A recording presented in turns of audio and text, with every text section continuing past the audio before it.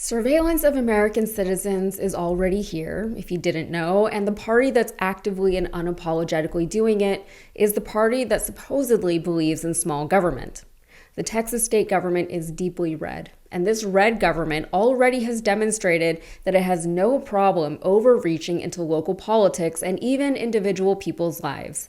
Here in blue Houston, for example, the party of small government has been actively interfering in the Houston Independent School District for some time, and it's way more involved in Harris County local elections than it should be.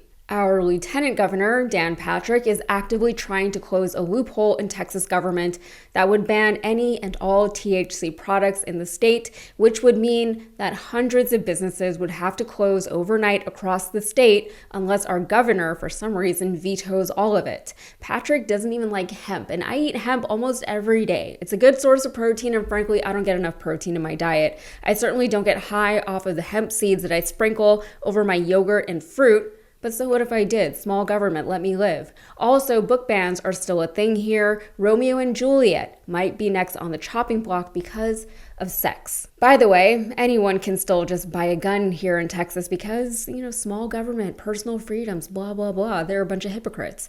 Anyway, that's just part of life here in Texas, but apparently now so is this. A Texas woman recently self-administered an abortion, which is a thing that we all said was going to happen if they enact restrictive abortion laws in the state.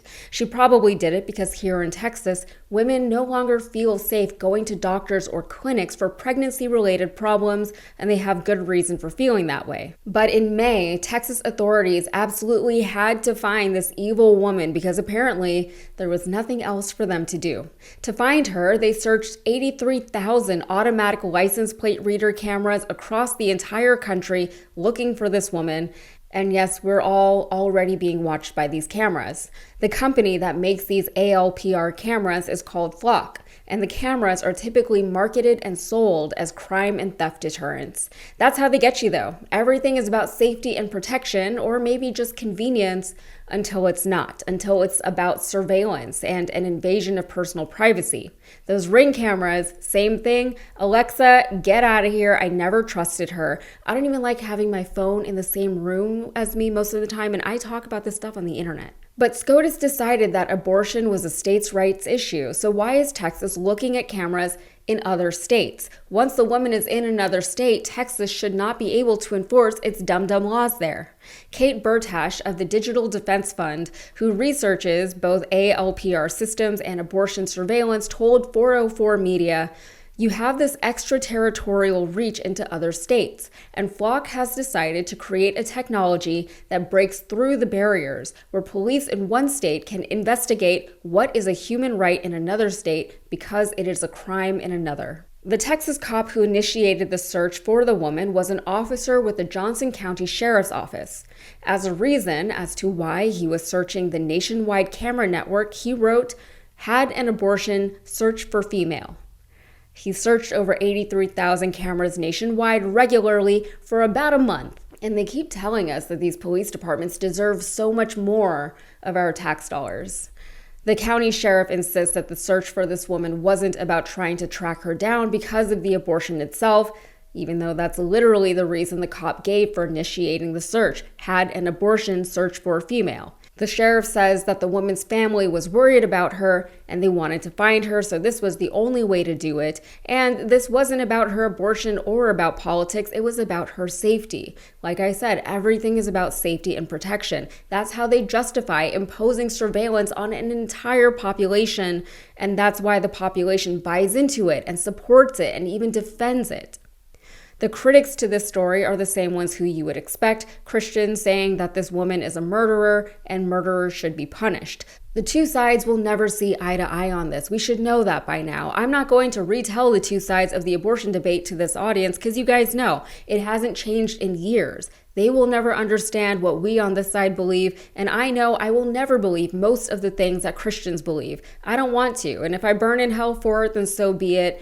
But I also don't believe that that's a real place, and if it is, I can't imagine that a merciful God that is worthy of worship would send me there. So getting very personal with random people on the internet for a minute, I am 36 years old. I would love to have a baby. I have not yet. Ideally, I would have moved out of Texas by the time I was ready to have a baby, but for a few different reasons, that has not happened yet. So here I am trying to get pregnant at 36 in this absolute hell of a state. To put it bluntly, I hate living here and I can't wait for the day when I don't have to do it anymore. According to my doctor, I'm so healthy that I am a boring patient, which is a good thing. I eat a very clean diet. I take my vitamins. I work out 5 or 6 days a week. I have no major chronic ailments. But all of that said, I have no idea how my body will react to a pregnancy. I've never been pregnant before. And no woman knows what her body will do once she's pregnant. You can do your best to fortify your womb and strengthen your muscles and eat your vegetables, but you have no idea what any one pregnancy will be like. And it's not just about the mother's body. Anyone who's had multiple babies will tell you that each pregnancy was different for them. I have so many friends who had a flawless pregnancy with one baby and then a deeply problematic pregnancy with another. You just don't know. And if I don't know, and if my doctor doesn't know, then the old man legislators who are running my state government, they don't know. Also, in case y'all don't know, Houston has a world-renowned medical center. We typically don't worry about receiving good medical care here, but now it's not about whether or not we have access to good doctors or good health systems. It's about what these good doctors are allowed to do within their medical practice in this particular state. So I did all of the things that I know to do to prepare myself and my body for a potential pregnancy. I went to the doctor, to a specialist, and checked everything out. I probably would have done this whether or not I lived in Texas, but since I do live here, I can less afford for something to go wrong, because if and when something does go wrong, which again is a very real possibility under the best of circumstances, I don't have as many medical options available to me to protect either my life or my fertility.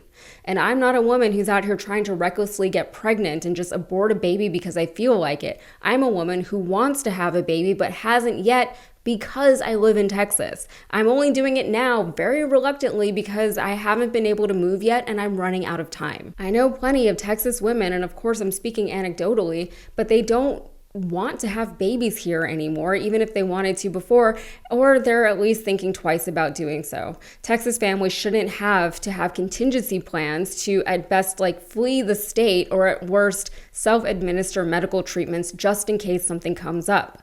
And a lot of people have told me to watch The Handmaid's Tale, and I haven't. I don't think I will, because I don't see what the point is. It'll just remind me of something that I'm already desperately aware of, that I live in Texas and my female life and body are sickeningly undervalued here. I'm surrounded by people whose values I don't respect or recognize, and yet those same people make the laws under which I live. And again, I'm not the only one here who feels this way. There are good people here whose voices are not being heard or adequately represented in our government. There are good people at the local levels who actively and fearlessly fight back against the overreaches of state government. Our Harris County attorney, for example, Christian Menefee, is one of those people, and he's currently running for Congress. You should look into him. Of course, if he wins, that means we'll lose him here, but hopefully there's a bench of possible successors to continue the work that he and others like him are doing. Tides are constantly changing here in Texas, which is hopeful.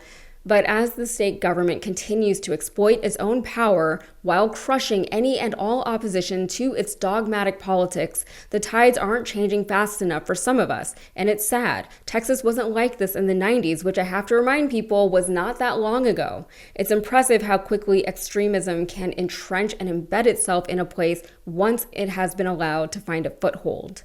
Republicans who unquestioningly support initiatives like this one from Republican leaders like to point out that Democrats are the party of big government, so why do Democrats have a problem with things like surveillance? They should be asking themselves why they do support things like this if they also support small government, but they seem unwilling to broach certain hypocritical or contradictory topics with themselves. At best, they'll just say that they have no problem with other people getting surveilled, especially these horrible baby-killing women. Women deserve to be watched and monitored and tracked and potentially apprehended and charged and punished for their efforts to seek health care, according to these people. But if change is inevitable, which it is, we can only do what we can in the meantime to ensure that those changes actually protect the rights and freedoms of everyone living here. All right, that's it for me. If you got anything out of this, please like the video and subscribe to the channel for more. Thanks.